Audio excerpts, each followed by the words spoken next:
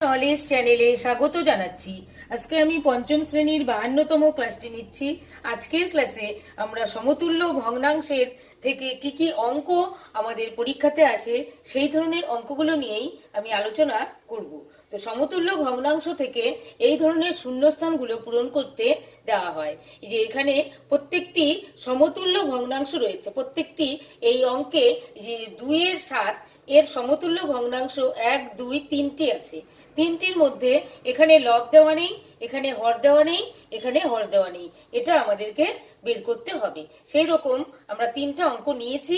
আমি একটি একটি করে বুঝিয়ে বুঝিয়ে এই অঙ্কগুলো কি করে করব সেটাই বোঝাচ্ছি। তো এখানে আমরা প্রথমেই 1 নম্বর অঙ্কটা করছি। তো এখানে আছে 2-7। তাহলে আমরা এর একটি সমতুল্য ভগ্নাংশ এখানে নির্ণয় করব। তখন আমরা কি করে বুঝবো যে এই ঘরটাতে আমরা কত বসাবো?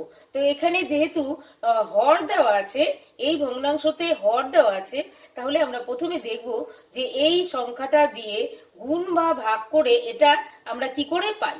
তা আমরা এটাকে এই 7 দিয়ে আমরা যদি 2কে গুণ করি তাহলে আমরা কিন্তু 14 পাই। তাহলে আমরা 7-এর সঙ্গে 2 গুণ করে আমরা 14 পাচ্ছি। তা আমাদের সমতুল্য ভগ্নাংশের নিয়ম হচ্ছে যে লব এবং হরকে একই সংখ্যা দিয়ে গুণ ভাগ করতে হবে। তাহলে যেহেতু নিচেরটাকে 2 দিয়ে গুণ করা হয়েছে, তাহলে আমাদের উপরেরটাকেও কিন্তু 2 দিয়েই গুণ করে এখানে বসাতে হবে। তাহলে এখানে হয়ে যাবে 2 দুগুণে 4। আমরা প্রথম শূন্যস্থানটা পেয়ে গেলাম। তাহলে পরবর্তী শূন্যস্থানে চলে যাচ্ছি। তো এখানে দেওয়া আছে লব, অর্থাৎ উপরেরটা। সেক্ষেত্রে আমরা এই 2-এর সঙ্গে কত গুণ বা ভাগ করে এই সংখ্যাটা পেয়েছি সেটা আগে বের করব।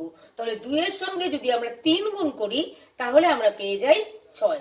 2-এর সঙ্গে 3 গুণ করলে আমরা 6 পাই। তার মানে আমরা এই নিচের হরকেও 3 দিয়েই গুণ করব। তাহলে 3-7 এটা হয়ে যাবে 21। এবার চলে যাব পরবর্তী পাঠটুকুতে। এখানে উপরে লব দেওয়া আছে 10, হর ফাঁকা আছে।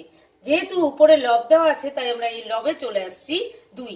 2-এর সঙ্গে গুণ বা ভাগ করে 10 আসবে। তাহলে অবশ্যই গুণ করে আসবে বড় সংখ্যা।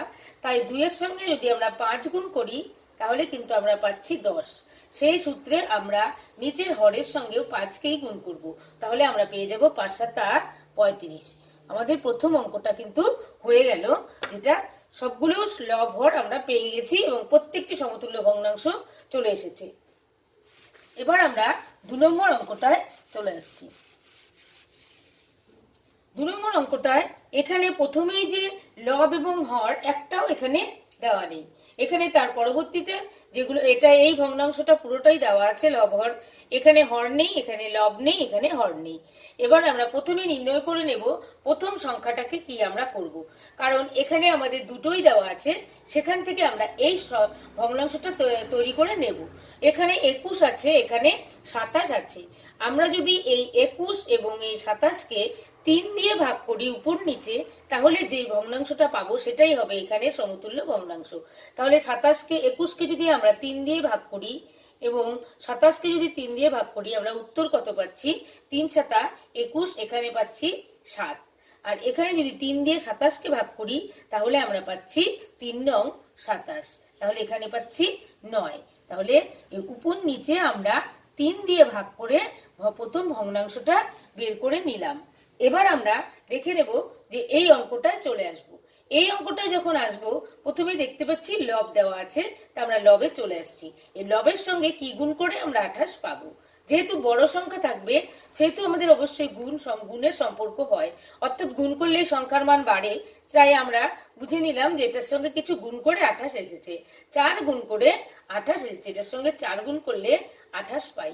তাহলে আমরা অবশ্যই নিচের 9-এর সঙ্গেও 4 গুণ করব। তাহলে 4 9 হয়ে যাবে 36। এভাবে আমরা পরের অঙ্কটার পাঠটুকুতে যাচ্ছি। এখানে হর দেওয়া আছে 54, আমরা এই হরে চলে আসলাম 9। আমরা 6 যদি গুণ করি 6 9 54। তাহলে এখানেও 6 গুণ করব, 6-7 42। পরবর্তী অঙ্কে উপরে দেওয়া আছে 56 আর নিচে ফাঁকা। তাহলে 7-এর সঙ্গে কি গুণ করে 56 পাবো? 8 গুণ করে। 7-8 56। নিচেও আমরা 8 গুণ করব, 8 9 72। আমাদের এই অঙ্কটাও হয়ে গেল। এবার আমরা শেষ অঙ্কে চলে আসছি। এখানে আছে 21 এবং 36। তাই এটাকে আমরা একটি লঘিষ্ঠ করে নেব। যদি আমাদের সম্ভব হয় আমরা লঘিষ্ঠ করব। প্রত্যেক কোনো কোনো অঙ্ক আছে যেগুলোকে লঘিষ্ঠ করা যায় না, এটাকে করা যাচ্ছে, তাই আমরা এটাকে আগে লঘিষ্ঠ আকারে নিয়ে এই ভগ্নাংশটা পূরণ করে নেব। তাহলে এখানেও কিন্তু আমরা 3 দিয়ে ভাগ করতে পাচ্ছি। 3 দিয়ে যদি করি এই 21কে, তাহলে আমরা পাচ্ছি 7। আর এখানে যদি 3 দিয়ে ভাগ করি আমরা পাবো 12। 3 12 36। এবার আমরা